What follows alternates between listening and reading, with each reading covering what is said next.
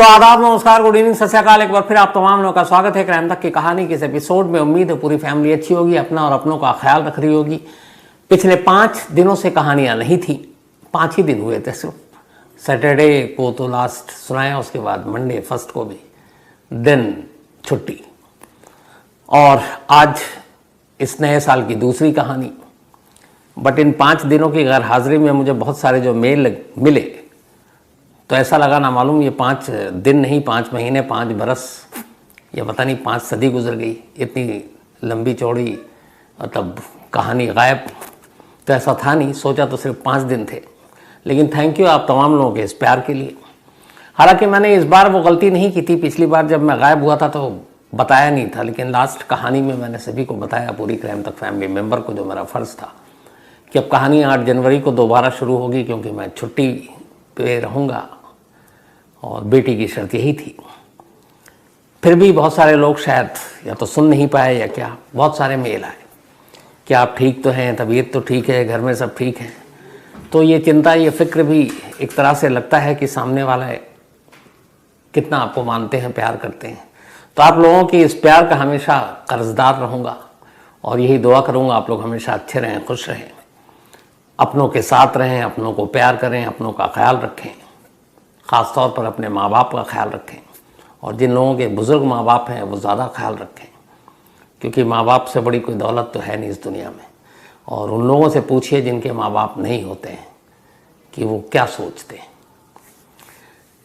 तो खैर, वापस आ गया हूँ और कहानियों के साथ, और आज की कहानी इसी के साथ शुरू करते हैं। करीब 9 साल पुरानी बात है। 7 फरवरी 2016 मुंबई में एयरपोर्ट के करीब एक होटल हुआ करता था, अब भी है। उस होटल का नाम है एयरपोर्ट मेट्रो होटल। इस होटल के रूम नंबर 107 में 2 लोग ठहरे हुए थे। एक का नाम था संदीप गडोली और दूसरे का नाम दिव्या पाहूजा। ये दोनों होटल में चेक इन किया इन्होंने, कुछ घंटे ही बीते थे। अचानक पुलिस की एक टीम होटल के रूम का दरवाज़ा खटखटाती है और अंदर घुसते ही गोलियां चलानी शुरू कर देती है। कमरे के अंदर संदीप था, गोली उसे लगती है, वो मौके पर दम तोड़ देता है। इत्तेफाक से दिव्या पाहूजा उस वक्त बाथरूम में थी, वो बच जाती है। पुलिस दिव्या पाहूजा को अरेस्ट कर लेती है। अब गोली चली तो रिसेप्शन पे बैठे हुए शख्स ने मुंबई पुलिस को इतला दे दी। मुंबई पुलिस की टीम पहुंची तो पहले तो ये लगा कि ये कोई गैंग वॉर है, गैंगस्टर की आपसी लड़ाई है, लेकिन फिर पता चला नहीं, गोली चलाने वाले हरियाणा पुलिस के लोग थे, गुरुग्राम से स्पेशली गए थे।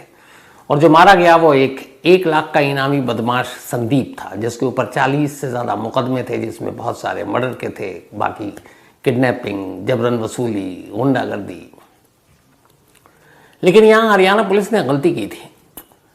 कानून ये कहता है कि जब भी आप अपने ज्यूरिसडिक्शन से, अपनी जो आपके इलाके हैं उससे बाहर निकल कर आप किसी केस को इन्वेस्टिगेट करते हैं, किसी मुजरिम को पकड़ते हैं, तो उसके लिए ज़रूरी है कि लोकल पुलिस या उस स्टेट के हेड, उनको इन्फॉर्म करना पड़ेगा। यहाँ तक कि आप अपना सरकारी लाइसेंसी पिस्टल भी लेकर बिना इजाज़त के दूसरे स्टेट में नहीं घुस सकते। और यहाँ हरियाणा पुलिस ने ये किया कि उसने मुंबई पुलिस को इन्फॉर्म ही नहीं किया और जाकर एक होटल के अंदर शूट आउट भी कर दिया। तो हरियाणा पुलिस के हिसाब से एक इनकाउंटर था एक बदमाश का, लेकिन मुंबई पुलिस के हिसाब से ये एक मर्डर था, क्योंकि रूल फॉलो नहीं किया था। हरियाणा पुलिस के लोगों को अरेस्ट कर लिया गया और साथ में उस होटल में मौजूद लड़की यानी कि दिव्या पाहूजा को भी अरेस्ट कर लिया गया। मामला चला, हरियाणा और मुंबई पुलिस के बीच रस्साकशी चलती रही, केस दर्ज हुए, वक्त बीतता रहा, 9 साल बीत गए। करीब अभी 8 महीने पहले दिव्या पाहूजा को बॉम्बे हाई कोर्ट ने जमानत दे दी और जमानत मिलने के बाद वो वापस गुरुग्राम लौट आई, क्योंकि वो गुरुग्राम की रहने वाली थी। अब ये दिव्या पाहूजा कौन थी? दिव्या पाहूजा एक आम मिडिल क्लास फैमिली की लड़की थी, ठीक ठाक स्कूल में पढ़ाई कर रही थी। बचपन से उसको मॉडलिंग का शौक था, दिखने में खूबसूरत थी, पर उसे एंकर बनना था। उसने शुरुआत में घर में अपने मिरर के सामने खड़ी हो जाती है, एक कॉम या कंघी लेकर, और कुछ ना कुछ बोलने लगती। हम लोग न्यूज़ चैनल में है, बहुत सारे लोगों को ये मशवरा देते हैं कि एंकर बनना है तो थोड़ी प्रैक्टिस करो, मिरर के सामने खड़े होकर माइक की जगह कंघी पकड़ लो। तो शायद वो वही कर रही थी। धीरे धीरे जब 11वीं 12वीं तक लोगों ने उसको देखा कि शौक है, तो पहले स्कूल में उसको बोला कि तुम एंकरिंग करो। फिर इलाके में बर्थडे सेलिब्रेशन होने लगा, उसमें उसको एक MC के तौर पर बुलाना शुरू किया गया कि तुम करो। फिर लोग मिलते गए, कुछ लोगों ने उसे कहा तुम मॉडल बन जाओ। इस तरीके से उसकी ज़िंदगी आगे बढ़ती रही। लेकिन फिर एक रोज़ एक गैंगस्टर, एक बार में उससे मुलाकात हुई। मुलाकात प्यार में बदली। लेकिन उस गैंगस्टर का बॉस था संदीप, जो एक बड़ा और उससे भी गैंगस्टर था। उसको दिव्या पसंद आ गई। फिर दोनों करीब आ गए, प्यार हुआ। दिव्या को भी लगा कि वो उसकी सारी ज़रूरतें पूरी कर रहा है। लेकिन वो था एक गैंगस्टर, और कई सारे कत्ल और बाकी मामलों में हरियाणा पुलिस को उसकी तलाश थी। जब हरियाणा पुलिस ने दबिश डाली तब संदीप भाग गया था। कई बार पुलिस ने उसको पकड़ने की कोशिश की। वो हरियाणा छोड़ता तो कभी पुणे भागता, कभी पंजाब भागता, कभी मुंबई भागता, लेकिन उसका असली ठिकाना पता नहीं चलता। तब कुछ उसके राइवल गैंग के थ्रू गुरुग्राम पुलिस ने एक जाल बिछाया। उसने पता किया कि संदीप जो गडोली है, इसके आसपास करीबी लोग कौन है। तो फिर पता चला संदीप की एक गर्लफ्रेंड है, उसका नाम है दिव्या पाहूजा। अब पुलिस ने दिव्या पाहूजा के ऊपर जाल बिछाना शुरू किया।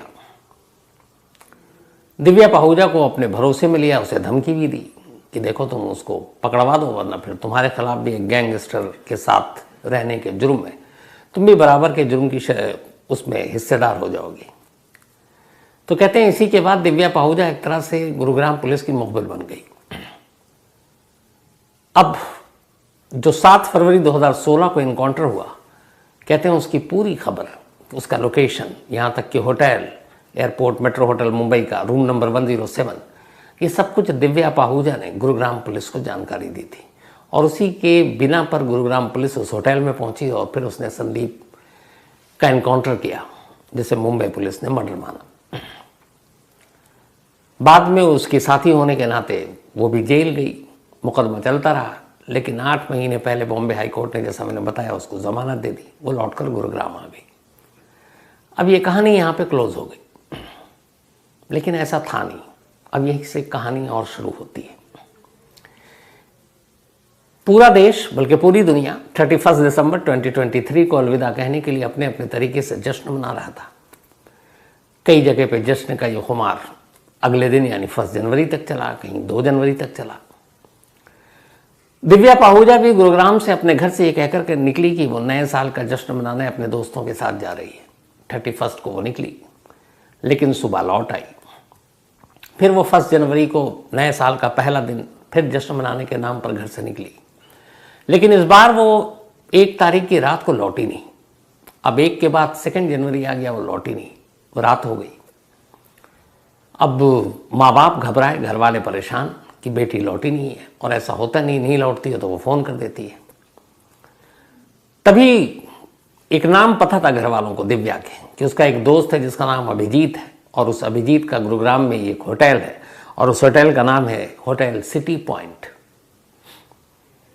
परेशान घर वालों ने जब दिव्या से कोई कांटेक्ट नहीं हुआ तो उन्होंने कहा कि इस होटल में जाकर पता करते हैं। अभिजीत का नंबर उनके पास था नहीं, नाम पता था, होटल के बारे में जानकारी थी कि उनकी बेटी का वो दोस्त है। करीब 56-57 साल की उम्र होगी अभिजीत की, शादीशुदा था। तो अपनी बेटी को तलाश करते हुए घर वाले होटल सिटी पॉइंट पहुंचते हैं। वहां जाकर वो पूछते हैं कि दिव्या यहाँ आई थी। रिसेप्शन पे सारे लोग मना कर देते हैं, बट उन्हें ये यकीन था कि दिव्या यहाँ आई है। तो उन्होंने रिसेप्शन वालों से कहा कि एक काम कीजिए, आप हमें यकीन दिला दीजिए कि वो यहाँ नहीं आई थी। आपके होटल में CCTV कैमरे हैं, फुटेज होगा, आप दिखा दीजिए।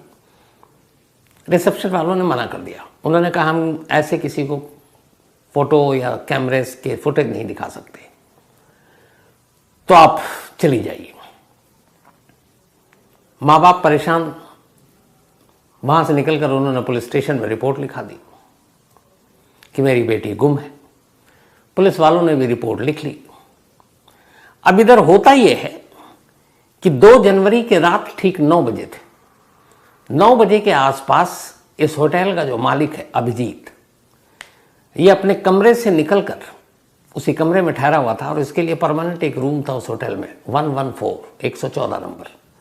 नीचे रिसेप्शन पर आता है, रिसेप्शन पर 2 रिसेप्शनिस्ट बैठे हुए थे और वो बेहद नशे में था। अभिजीत के बारे में ये कहा जाता है कि वो शराब के अलावा कोकीन का आदी था। उस वक्त भी उसने शायद कोक ले रखा था। नशे के अंदर वो आता है रिसेप्शन पे और कहता है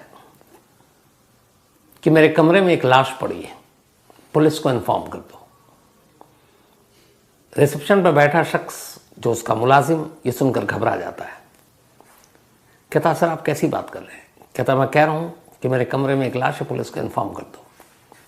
ये कहकर वो वापस अपने कमरे की तरफ चल पड़ता है। अब रिसेप्शन पर बैठा हुआ शख्स सोचता क्या करूं। इत्तेफाक से इधर ये हुआ कि ठीक 20 दिन पहले ये जो होटल अभिजीत का है, इसने लीज पर अनूप नाम के एक शख्स को ये होटल दे दिया कि तुम चलाओ। सिर्फ 20 दिन पहले की बात है। ओनर अभिजीत ही है, लेकिन लीज पर उसने एक तरह से किराए पे दे दिया कि तुम होटल तुम चलाओ।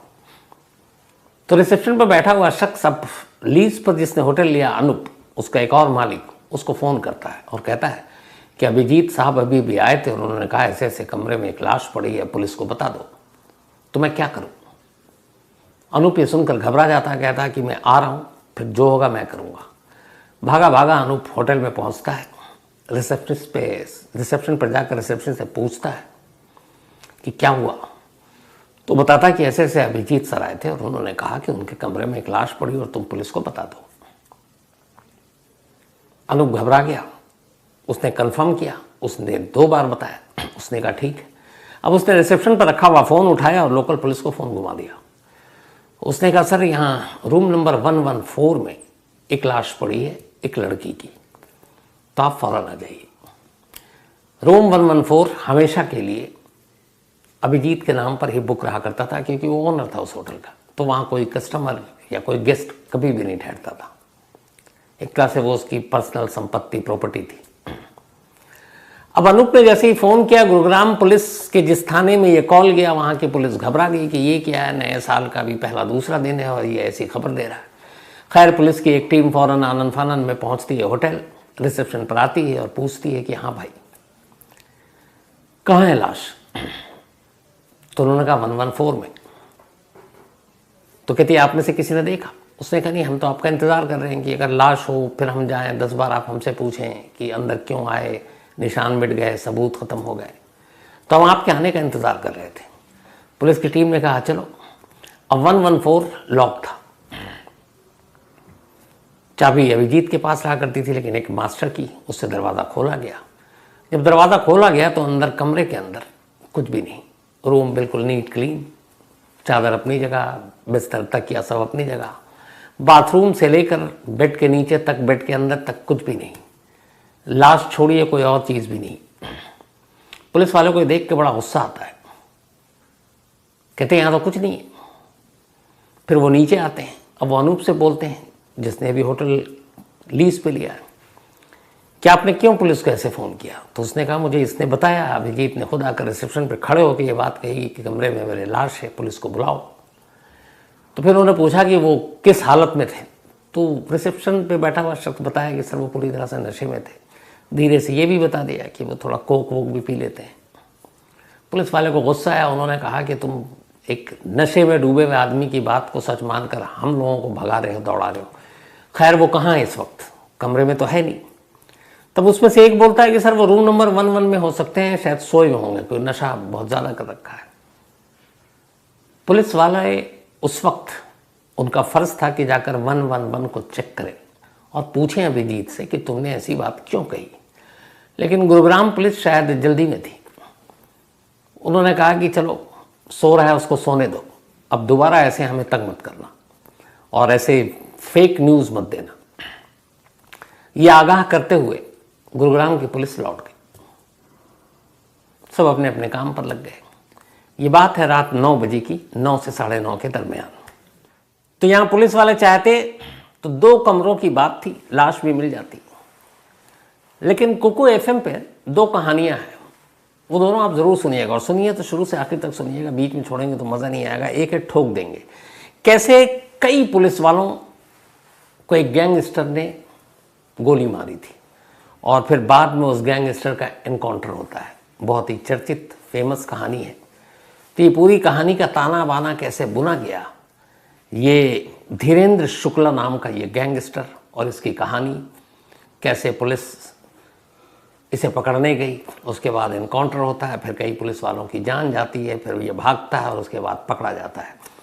तो ये बेहद इंटरेस्टिंग कहानी है, जिसका नाम है कुकू एफएम ऑडियो बुक पर आप जाएंगे ठोक देंगे।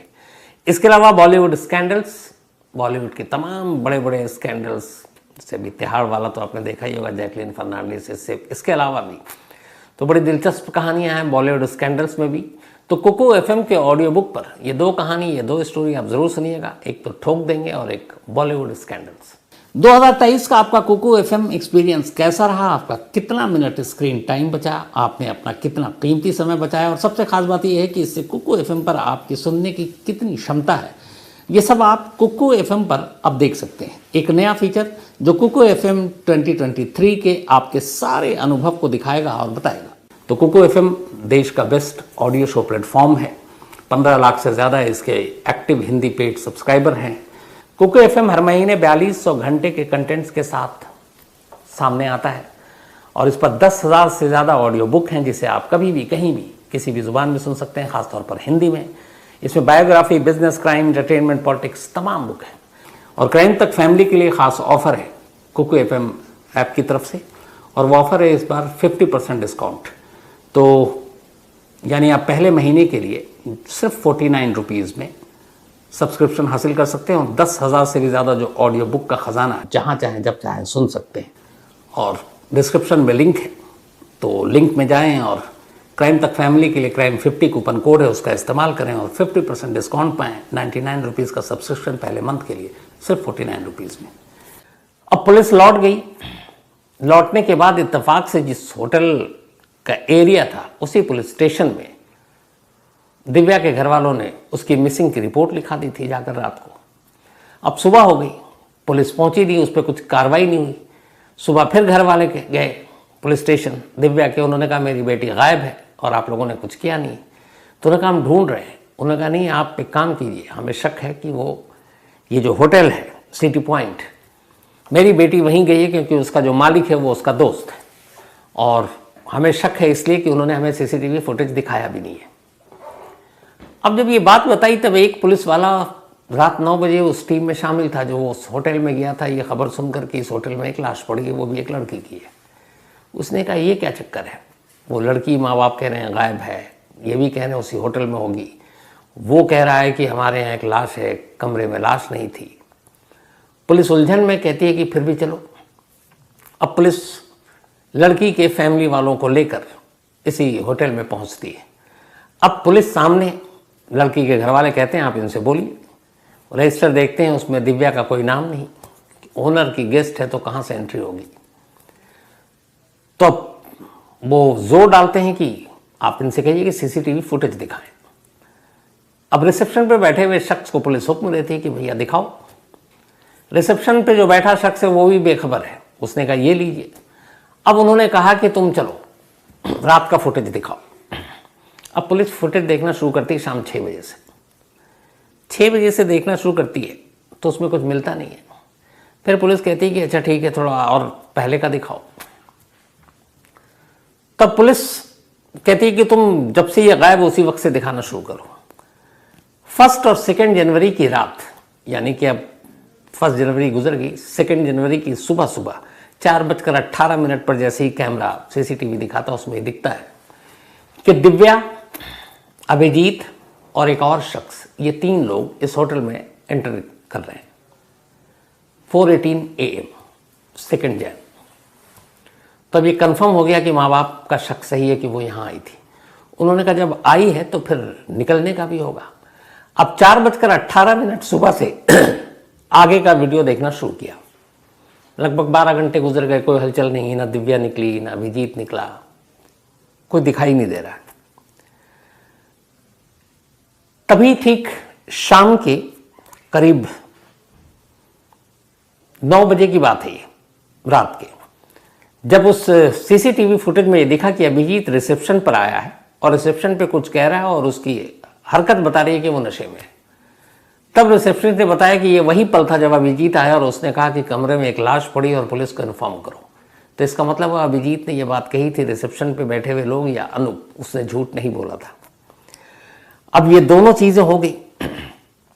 अब पुलिस इसके बाद 9 बजे के बाद के सीसीटीवी फुटेज देखती है, अभी तक कोई ऐसी चीज़ दिखाई नहीं दी है। सुबह 4:18 पे एंट्री है, 9 बजे अभिजीत के रिसेप्शन पर आना है और इसके बाद करीब 1.25 घंटे के बाद अब एक मिनट के विजुअल देखे जा रहे हैं। 10:44 PM 2 जैन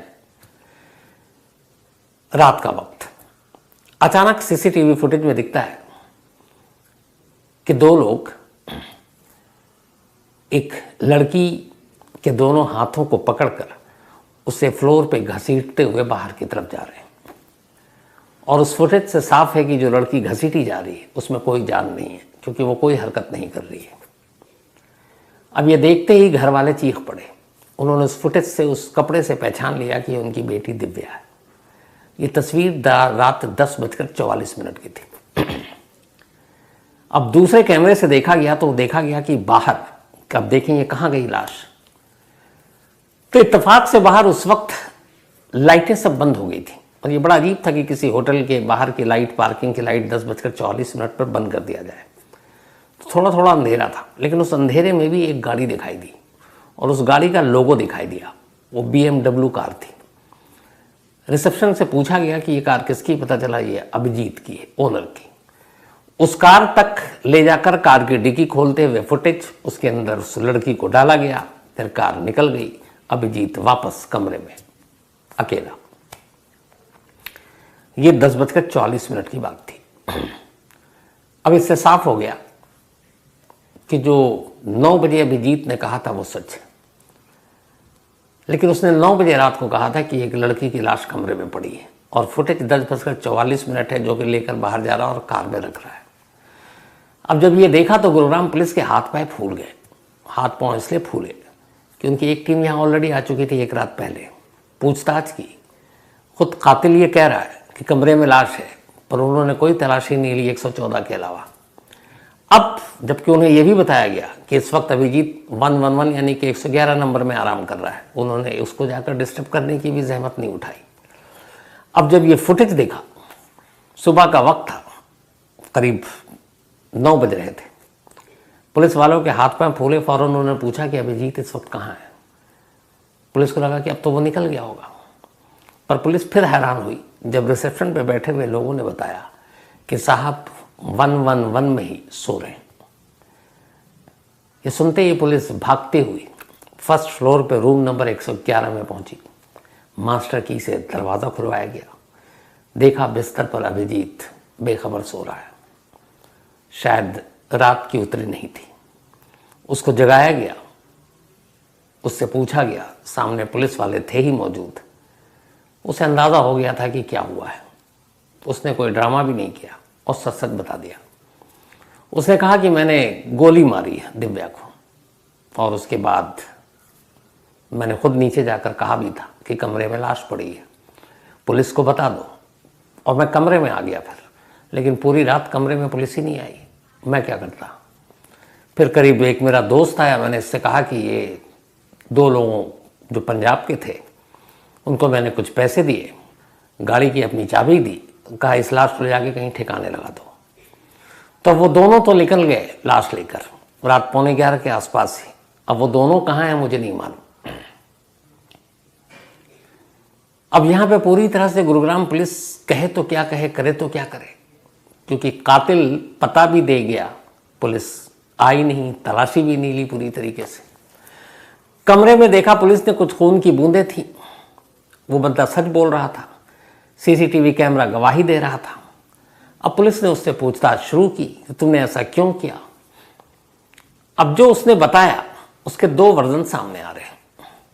एक पुलिस अब कह रही है कि दिव्या अभिजीत को ब्लैकमेल कर रही थी, उसके मोबाइल पे कुछ उसके साथ ऐसी तस्वीरें थी जो वो नहीं चाहता था ज़माने के सामने आए, और उसी के नाम पर वो उसको ब्लैकमेल कर रही थी। उसने काफ़ी पैसे दिए और परेशान हो गया था वो उसकी डिमांड से, तो इसीलिए उसने उसको 1 जनवरी को बात करने के लिए बुलाया कि तुम्हारे मोबाइल से ये फ़ोटो डिलीट कर दें और आपसी रजामंदी से जो भी फाइनल पैसे या और कोई चीज़ हो वो पूरा करते हैं। बट वो आई और उसने अपना जो फ़ोन है उससे तस्वीर डिलीट करने से उसने इनकार कर दिया। उसने कहा उससे पहले हम लोग काफ़ी नशे में थे, मुझे गुस्सा आया, मैंने अपनी लाइसेंसी पिस्टल निकाली और गोली चला दी जो उसके सर में लगी। उसके बाद फिर मैंने नशा किया, नशा इतना चढ़ गया कि मुझे कुछ समझ में नहीं आया। मैं 9 बजे नीचे गया और नीचे जाकर रिसेप्शन में बोल दिया कि पुलिस को बुलाओ, कमरे में लाश है। अब नीचे वालों का ये है कि हमें ये मालूम है कि साहब 114 नंबर कमरे में रहते हैं, 111 में वो कैसे गए हमें भी पता नहीं। तो पुलिस को भी 114 में लेकर गए और वहाँ खाली कोई था नहीं, जबकि लाश 111 में थी। यानी रात 9 बजे 2 जनवरी को जब गुरुग्राम पुलिस होटल में पहुंची 114 नंबर कमरे में, तो उससे 2 कमरा छोड़कर तीसरे कमरे में रूम नंबर 111 में न सिर्फ लाश बल्कि लाश के साथ कातिल भी उसी बेड पर मौजूद था। सिर्फ 2 कमरों की बात थी। अगर पुलिस उस फ्लोर के बाकी कमरों छोड़ दीजिए, लाइन से उसके आगे के 2-3 और इधर के 2-3 कमरों की तलाशी ले लेती तो ये उसी वक्त सब कुछ केस खुल जाता, लेकिन ऐसा हुआ नहीं। तो खैर ये वर्जन उनका था कि ये कातिल ने बताया कि मैंने इसलिए मारा कि वो ब्लैकमेल कर रही थी। लेकिन दिव्या के परिवार के लोग इस बात को सच नहीं मान रहे। उनका कहना है कि दिव्या के कत्ल के पीछे की साजिश बड़ी गहरी है और इस साजिश के तार 9 साल पुराने उस एनकाउंटर से जाकर जुड़ते हैं जो मुंबई के होटल में हुआ था, जिसमें गुरुग्राम पुलिस ने जाकर मुंबई में कमरे के अंदर एक तरह से संदीप के एनकाउंटर के नाम पर मर्डर किया था और तब यही दिव्या उसके कमरे में मौजूद थी। तो उनका कहना था कि संदीप के इस एनकाउंटर के बाद संदीप के घर वालों और उसके गैंग के लोगों को, और चूंकि फिर बाद में दिव्या ने कहा था कि मैं सरकारी गवाह बन जाऊंगी, तो उन्हें डाउट था और ये बात लीक हुई कि संदीप के एनकाउंटर के पीछे, संदीप का पता बताने के पीछे कहीं ना कहीं दिव्या का रोल था और दिव्या ने संदीप के साथ गद्दारी की थी। लेकिन उसके बाद वो जेल चली गई। सिर्फ 8 महीने पहले जमानत पर वो बाहर आई। तो उन्हीं में से कुछ लोगों ने अभिजीत को पकड़ा, क्योंकि अभिजीत का उस संदीप के परिवार के कुछ लोगों से नज़दीकी थी और उन लोगों ने ही अभिजीत को तैयार किया कि संदीप की मौत की जो जिम्मेदार है वो है दिव्या। तो अगर दिव्या पाहूजा से बदला लेना है तो उसे मारना ज़रूरी है और ये काम तुम करो। तो कहते हैं कि संदीप यानी कि 9 साल पुराने एनकाउंटर का बदला लेने के लिए दिव्या का कत्ल हुआ है। ये फैमिली की तरफ से इल्ज़ाम है, पुलिस की तरफ से ब्लैकमेलिंग का इल्ज़ाम है। अब सच क्या है मालूम नहीं, लेकिन इस कहानी की सबसे अजीब और गरीब बात यह है कि 3 जनवरी की सुबह पुलिस पहुंची और उसने सीसीटीवी फुटेज सारी चीज़ें देखी। आज 8 जनवरी है, 5 दिन बीत गए हैं। इन 5 दिनों में पुलिस की टीम पता नहीं कहां कहां पहुंच गई, दिल्ली, हरियाणा के अलग अलग इलाकों में, पंजाब, हिमाचल। आखिर में पटियाला के पास वो BMW कार एक लावारिस हालत में एक जगह खड़ी पार्क मिली। उस BMW कार की जब जांच की गई तो उसमें खून के कुछ बूंदें भी मिली, जो ये साबित करती हैं कि ये इसके अंदर कोई बॉडी होगी। लेकिन गाड़ी खाली थी, लाश गायब। अब जिन 2 लोगों को अभिजीत ने लाश ठिकाने लगाने का काम सौंपा था, वो दोनों अब भी पुलिस के हाथ से बहुत दूर हैं। शायद उन दोनों को भी अभिजीत की गिरफ्तारी की खबर मिल चुकी है, तो अब एक तो वो कांटेक्ट नहीं करेंगे और वो दोनों हाथ नहीं आ रहे हैं। अब आलम यह है कि एक लाश जो सिर्फ 2 कमरे दूर थी, जब पुलिस वहां पहुंची 2 जनवरी की रात 9 बजे, जब कातिल खुद कह रहा है कि कमरे में लाश है और पुलिस को बताओ और बुलाओ, और पुलिस सिर्फ 114 नंबर की तलाशी लेकर चली गई। अगर 2 जनवरी की उस रात पुलिस 2 कमरे की और तलाशी ले लेती तो आज पिछले 5 दिनों से वो जिस दिव्या पाहूजा की लाश को ढूंढने के लिए हरियाणा, दिल्ली, हिमाचल और पंजाब के नदी नालों को खंगाल रही है, शायद ये खंगालना ही नहीं पड़ता, क्योंकि लाश तो उनकी पहुंच के बिल्कुल करीब था। लेकिन वही कहते हैं कि बेमन से जो काम किया जाता है उसमें कभी नतीजा नहीं निकलता। उस रात गुरुग्राम पुलिस ने बेमन से ये काम किया, पता नहीं इसकी क्या वजह थी। लेकिन आज 5 दिन हो गए हैं और दिव्या पाहूजा की लाश अब भी नहीं मिली है।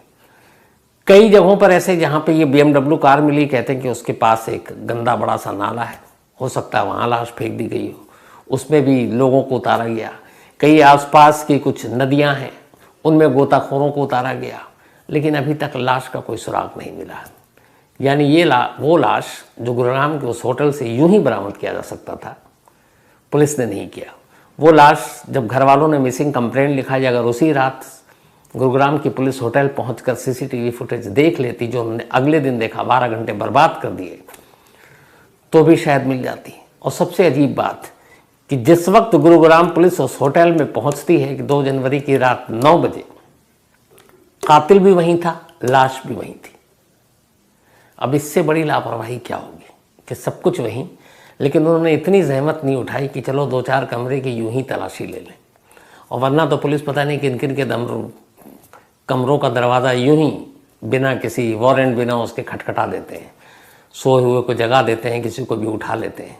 लेकिन यहाँ उनके पास एक मौका था, क्योंकि खुद होटल ने उनको बुलाया था कि कमरे में लाश और कातिल यही है, लेकिन पुलिस ने ढूंढा नहीं। आज 5 दिन हो गए, अब वो दूर दूर नदी नालों की खाक छान रही है।